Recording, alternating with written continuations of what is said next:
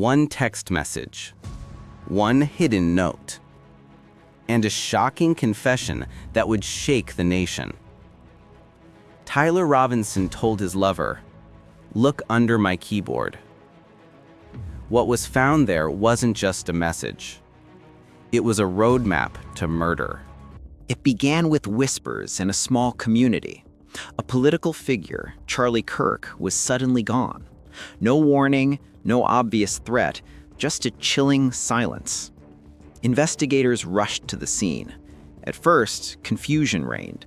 There were no gunshots heard by neighbors, no frantic calls for help. Only fragments of evidence left behind. Within hours, the questions multiplied. Who had the motive? How could such a high-profile figure vanish so quickly? And why did the crime feel so meticulously planned? The first breakthrough didn't come from cameras or witnesses. It came from a text message, a single line that seemed ordinary at first glance, but once decoded, it revealed a plan no one could have imagined. Drop what you are doing, look under my keyboard. Those words would become the spark, a key that unlocked the hidden world of Tyler Robinson, a man whose secrets would soon shock the nation. Behind every crime are people, their histories, relationships, and choices. To understand what happened to Charlie Kirk, we must step into the private world of Tyler Robinson. Tyler was not a stranger to those around him. He had friends, a steady routine, and even a romantic partner. But beneath the surface, his life carried secrets few suspected. At home, his roommate was more than just someone to share rent with. The two were deeply involved, bound by intimacy and trust. This relationship became the stage for one of the most chilling confessions ever captured in real time. Friends described Tyler as quiet, even thoughtful, but those close to him also noticed a darker edge, moments of anger, a fascination with firearms, and most disturbingly, an obsession with people he labeled as enemies. Charlie Kirk, for reasons investigators still work to piece together, became the focus of that obsession. Tyler's resentment grew in private messages, hidden conversations, and late-night exchanges with his partner. It wasn't just politics. It wasn't just disagreement. It was personal. And in Tyler's eyes, it demanded action. Those who looked back later would wonder, were there signs? Could someone have stopped him? Or was the mask he wore too convincing? The double life too carefully maintained? One life public and ordinary, the other shadowed and dangerous. Together, they collided in a way that no one could ignore. February 17th was supposed to be an ordinary night, but for Charlie Kirk, it became his last. According to investigators, Tyler Robinson set everything in motion hours before the shooting. He scouted the streets, he studied patrol patterns, and then he waited. The text sent to his partner painted the picture in real time. "I'm stuck in Orem for a little while longer. Shouldn't be long until I can come home, but I gotta grab my rifle." Calm, casual, chilling. That night, neighbors remembered silence. No screams, no alarms, just a sudden crack of gunfire that shattered the quiet. Charlie Kirk collapsed instantly. The man who had built a name as a loud, controversial voice was silenced in one calculated act. Tyler described it later as almost effortless. He wrote, "Some hate can't be negotiated out. I had enough of his hatred." It wasn't just murder.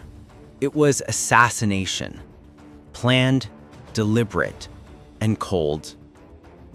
The rifle, investigators say, was wrapped in a towel.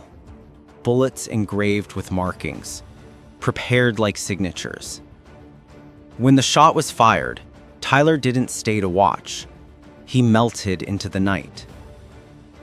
But even as police locked down streets, as helicopters circled, and as squad cars closed in, Tyler kept texting. He bragged. He confessed. He left a trail so clear, investigators later called it a killer's diary written in real time.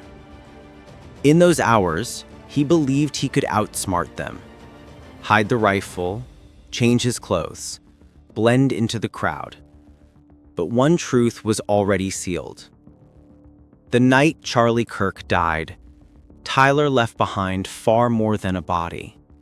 He left behind his own words, and they would come back to destroy him.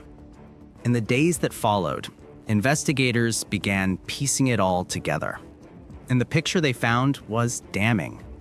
The rifle wasn't gone.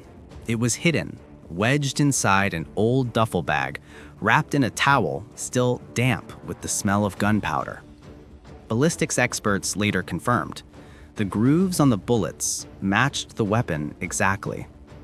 But that wasn't the only clue. Detectives lifted fingerprints off the ammunition box. They traced shoe prints in the dirt behind the fence where Tyler had crouched. Even the towel he used to muffle the shot carried fibers from his own jacket. Everywhere he thought he had erased his presence, he had actually signed his name. Police also uncovered shredded notes in his trash, phrases about finishing the job and making it permanent. They weren't just scraps of paper. They were fragments of intent. When investigators laid out the evidence on the table, the story was clear. The rifle, the casings, the fibers, the texts. Each piece was a nail in the coffin of Tyler Robinson's defense. He hadn't just left behind a crime scene. He had left behind a blueprint of murder. Behind every murder is a motive, and for Tyler Robinson, investigators discovered that motive was tangled in his closest relationship. The messages to his girlfriend weren't just casual updates. They were confessions dressed as conversations. I'm tired of his voice, tired of what he stands for. Tonight, it ends. Another read, you'll see. By tomorrow, he won't be a problem anymore. At first, she thought he was venting. Dark words, but nothing more. But as the night unfolded, the reality became undeniable. After the gunfire, his tone shifted. Pride, relief, a chilling sense of victory. I did it. It's done. Nobody can touch me now. Investigators later testified that these texts were as powerful as fingerprints. They revealed premeditation. They revealed intent. And they revealed a man who wanted someone else to witness his act, to validate it. But instead of loyalty, those very words became betrayal. Because when detectives pulled the chat logs, they found every detail, time-stamped and permanent. Tyler thought he was sharing secrets with a lover. In truth, he was building the prosecution's strongest weapon. It wasn't just technology that doomed him, it was trust. A trust he misplaced in the very person who would hand over his words to the world. The manhunt didn't last long. Tyler Robinson believed he could slip into the shadows, but the trail he left was impossible to erase. Detectives tracked his phone pings across the city. Every tower he passed told a story. Every message he sent narrowed the net. When officers finally closed in, Tyler wasn't armed. He wasn't running. He was sitting quietly in a diner, scrolling through his phone, as if nothing had happened. The arrest was swift. Handcuffs clicked, cameras flashed, and the man who once thought himself untouchable looked small, almost ordinary. But the aftermath was anything but ordinary. The community reeled. Supporters of Charlie Kirk mourned, a voice silenced. Critics watched in shock as the case unfolded, and families on both sides were left shattered. In court, prosecutors laid out the evidence piece by piece. The rifle, the bullets, the texts, the timeline. Tyler's own words became the loudest witness. And as the jury listened, one thing became clear. This wasn't a crime of passion. It was a crime of calculation. For Tyler Robinson, the trial would decide his fate.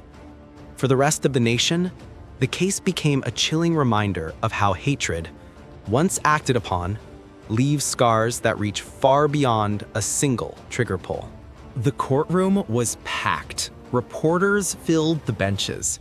Every word spoken carried weight. Every silence felt heavy. Prosecutors opened with a timeline. Minute by minute, they showed how Tyler Robinson planned, prepared, and executed the murder. The texts glowed on screens before the jury, his casual promises, his confessions in real time. The defense tried to argue instability. They painted Tyler as a man under pressure, a victim of his own mind. But the evidence was relentless. The rifle, the bullets with engraved markings, the surveillance footage of his movements that night. Witnesses testified to his words. Experts dissected the texts, and psychologists explained the cold, deliberate nature of his choices. The families sat in silence. Some wept quietly. Others held photographs, refusing to let the victims fade into the background. When the jury left to deliberate, the nation held its breath. Hours passed. Then the foreman returned with the paper that would decide everything. Guilty, on all counts. The words echoed through the courtroom. Tyler Robinson showed little reaction, just a blank stare. But for the families, for the community, for everyone watching, it was a moment of release. Justice had spoken. But closure? That remained far more complicated. After the verdict, life in the small town did not simply return to normal. The murder of Charlie Kirk and the trial of Tyler Robinson left scars that will never fully heal. Schools began hosting workshops on online threats and digital footprints. Police departments used the case as a teaching tool, showing recruits how even the smallest text message can become the strongest evidence. And for many, the phrase, "a killer's diary in real time," became a chilling reminder of how arrogance can undo even the most careful crime. For Charlie's family, the loss was permanent, but they chose to speak out, urging others not to let hate escalate into violence. For them, justice was not only about one man behind bars, but about preventing the next tragedy. Journalists and true crime experts still revisit the case. They point to the meticulous planning, the arrogance of confession, and the digital trail that built the prosecution's case. It was more than a crime. It was a study in modern investigation. And for the community, every February night carries a reminder. The silence that was once broken by gunfire now stands as a symbol of vigilance, of memory, of the truth that no secret, no message, and no crime remains hidden forever. In the end, justice caught up with Tyler Robinson. His arrogance, his words, and his so-called diary sealed his fate. Charlie Kirk's voice was silenced, but his story was not. Every message, every clue, every piece of evidence came together to remind us of one truth. Hate can destroy, but truth endures, and justice, no matter how long it takes, will always find its mark.